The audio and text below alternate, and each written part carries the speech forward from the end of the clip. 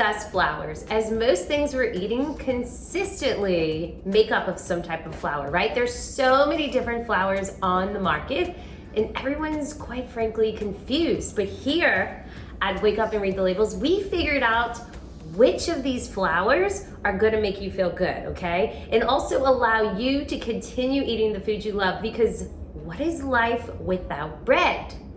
Let's go ahead and dive deep here. We're gonna start off with our most popular flour, which is white and wheat flour, AKA all-purpose flour. This is probably in all of your pantries, am I right? We don't want to choose products with this. This is highly processed, and guess what? It's not the same flour that like our great-grandmas ate.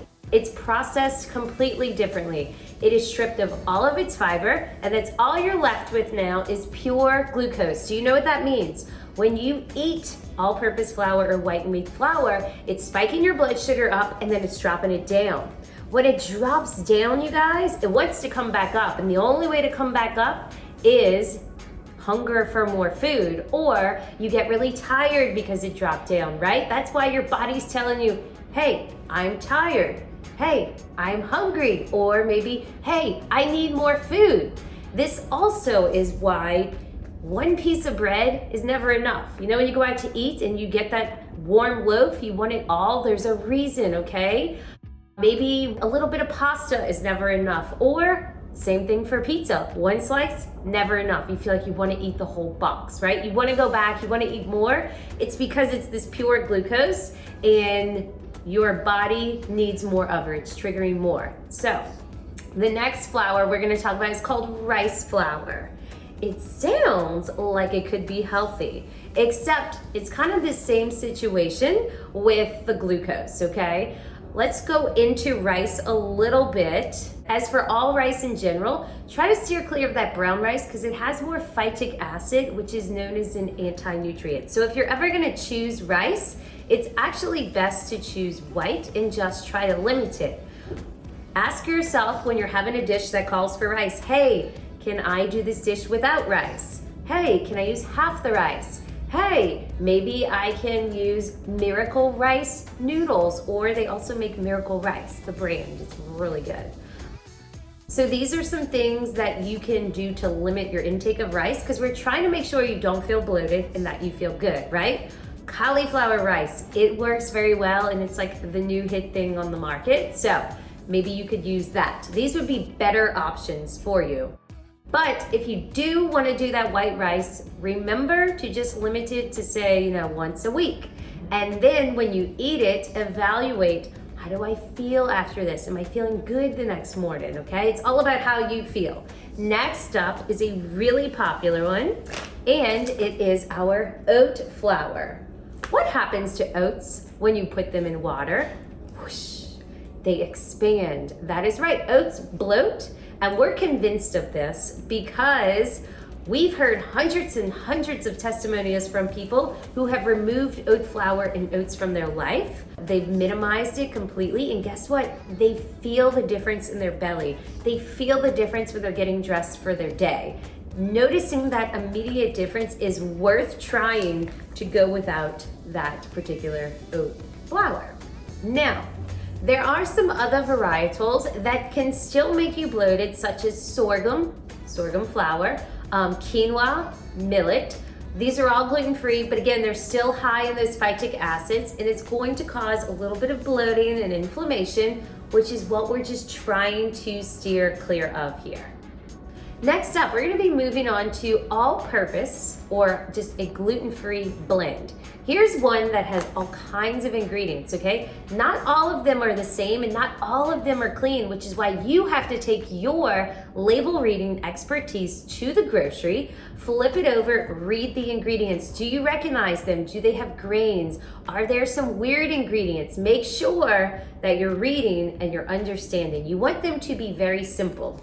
Let's move on to cornstarch, because everybody has this. You're probably wondering, why should we not eat cornstarch, but we can eat corn, right?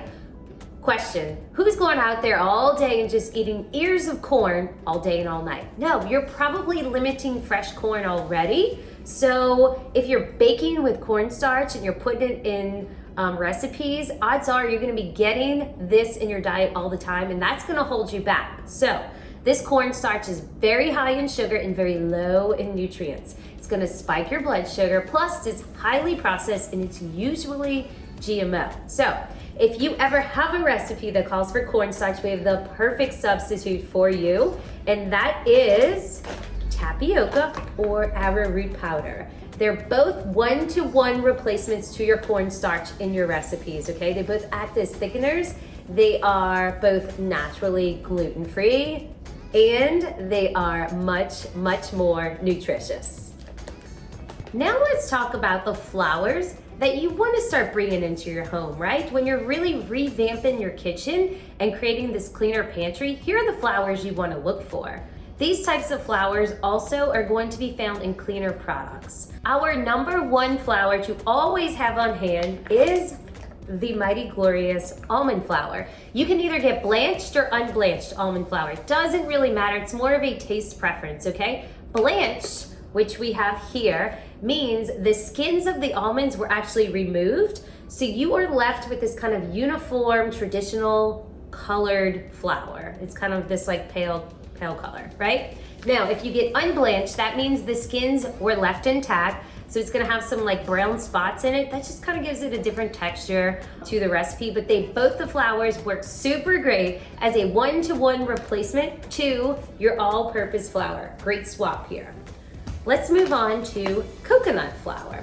You have to remember a little bit of coconut flour goes a long way. And what I mean is this does not work as well as a replacement one-to-one to your typical flour, okay? Coconut flour is super absorbent. Again, a little goes a long way. So coconut flour is really good to use if you have, say, a nut allergy, as well as cassava flour, which is one of my favorites. This is made from potatoes.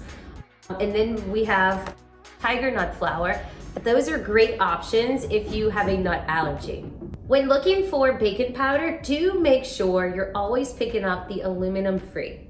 Some good options for when you're breading in a recipe would be either using almond flour by itself. They also make an almond meal, that would be fine. However, I really enjoy equal parts almond flour with arrowroot or equal parts almond flour tapioca. You just mix them together, throw in some spices, and you can fry your fish, you could bake your chicken, do whatever you want, right? You could also do that with cassava flour and tiger nut. But know that if you're looking at any baking recipes, this is completely different. Baking is like a science, it's like chemistry. These one-to-one substitutes get a little bit more tricky, so you want to make sure that you're referencing our substitution list for your baking recipes, okay? That's going to be found in our resources. It's best to follow just, say, a clean bacon recipe instead of subbing out the flours because they all bake different. You could swap out the oil and the sweetener easily in your bacon recipes, but flours, they get a little tricky, okay? Last but not least, let's talk about some actual blends that work very well as a regular flour. That would be this Bob's Red Mill. It is paleo bacon flour. Its ingredients are almond flour, arrowroot, coconut, and tapioca, which we have talked about. Works really, really well as a one-to-one replacement for your all-purpose flour. And then we have some honorable mentions here, which would be cauliflower. This is an egg replacer, okay? If you are vegan and you want to replace your eggs, here is a great alternative for that. Here's a fun one here called nut crumbs. You could get this online. And this is made up of pistachios, almonds, cashews, salt, and pepper. How simple, right? Isn't that awesome? This is really good to, throw in the meatballs or maybe use it as you're breading. You could probably put it on some fish. This would work really, really well in a lot of recipes. So this is the kind of deep dive into the introduction of all of the flours that soon will be coming to your home, soon be filling up your pantry so that you can continue eating all the foods you love and feel good.